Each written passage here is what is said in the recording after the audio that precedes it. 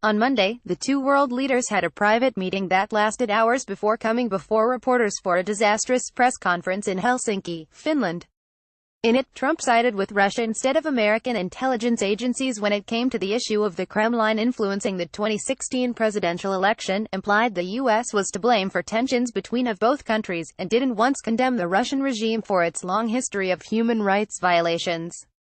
Total normal stuff to do in front of a longtime adversary. Oh, and Putin might have made a reference to the infamous P-tape, he added. No prior president has ever abased himself more abjectly before a tyrant.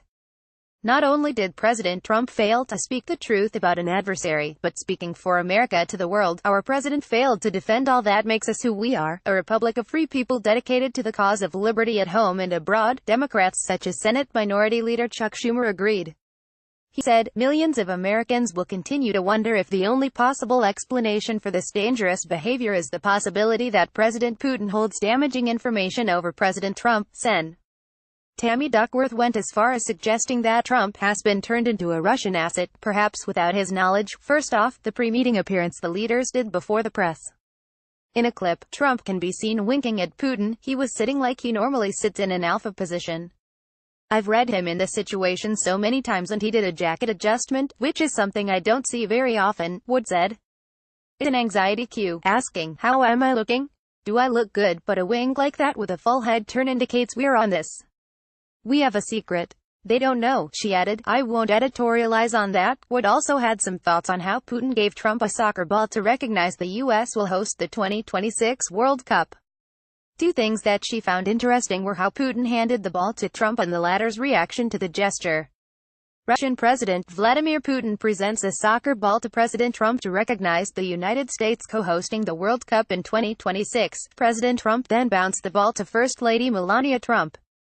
https://t.co/eastbelforwardjuicepic.twitter.com/kurzombriTG CNN at CNN, July 16, 2018. To me that was interesting because typically when you see a presentation of a soccer ball there's a toss-off. Instead, he very politely walked out of the podium and handed it to Trump, she said. It was an accommodating way to do so, she added. Trump did the photo op, but he didn't take it very seriously. You can tell from his facial expression and manner that he was kind of embarrassed and it was not very important to him. This was emphasized by the fact he said he was gonna give it to his son, Barron. He was also not a lot in touch with his wife, Melania. When he tossed the ball, it was not a good toss because it seemed she was not expecting it and therefore didn't catch it. The whole interaction told me he thought, this is sort of silly and that he's not a soccer fan. The issue of the elusive P-tape, the allegation that the Kremlin has a secretly recorded tape of Trump involving sex workers he hired to urinate on the bed the Obamas slept in during their visit to Moscow, was also brought up during the conference. Let me tell you this, when President Trump was in Moscow back then, I didn't even know that he was in Moscow, Putin said. I treat President Trump with utmost respect, but back then when he was a private individual, a businessman, nobody informed me that he was in Moscow. He added a hypothetical. Let's take the St. Petersburg Economic Forum, for instance. There were over 500 American businessmen, high-ranking, high-level ones.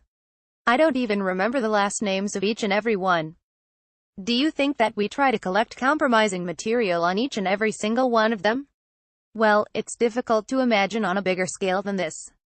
Please disregard these issues and don't think about this anymore again. The Russian president never denied having compromising information about Trump.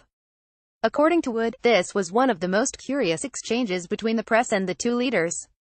What struck her was the long period of silence following the question. Silence is a powerful communicator. It was a sanction to the reporter, she said. It was almost a punishment, as sort of saying to the reporter, that's enough. She also pointed out at Trump's reaction when the question came up. Trump looks down and gives this very interesting upside-down smile.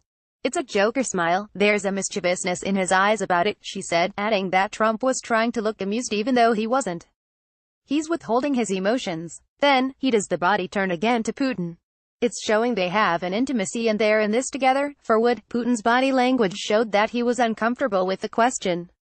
He touched his ear and turns down his head in a way. That particular signal shows he's thinking, I don't like what I hear. President Trump declines to side with U.S. intelligence that Russia interfered in the 2016 presidential election. Instead, Trump repeatedly asked about the Democratic National Committee's email server and Hillary Clinton's missing emails. https://t.co/nikshivgupik.twitter.com/gitvikneldpj, CNN. At CNN, July 16, 2018. Putin probably didn't like that they were questioned about the Kremlin's interference in the 2016 presidential election, which both leaders have long denied. Wood pointed out that Trump's body language didn't agree with the statements he was making. He said, "It's not Russia," but he is saying it with a backward head jerk and his eyes closed. That movement doesn't show congruence with the statement. In a tweet sent from the president's account, Team Trump seemed to try to mend the aftermath of his comments. "As I said today and many times before, I have great confidence in my intelligence people. However, I also recognize that in order to build a brighter future, we cannot exclusively focus on the past. As the world's two largest nuclear powers, we must get along. As I said today and many times before, I have great confidence in my intelligence people. However, I also recognize that in order to build a brighter future, we cannot exclusively focus on the past. As the world's two largest nuclear powers, we must get along." Trump, at Real Donald Trump, July 16, 2018. The language of the tweet was uncharacteristic. But then again, so was his meeting with the Russian dictator.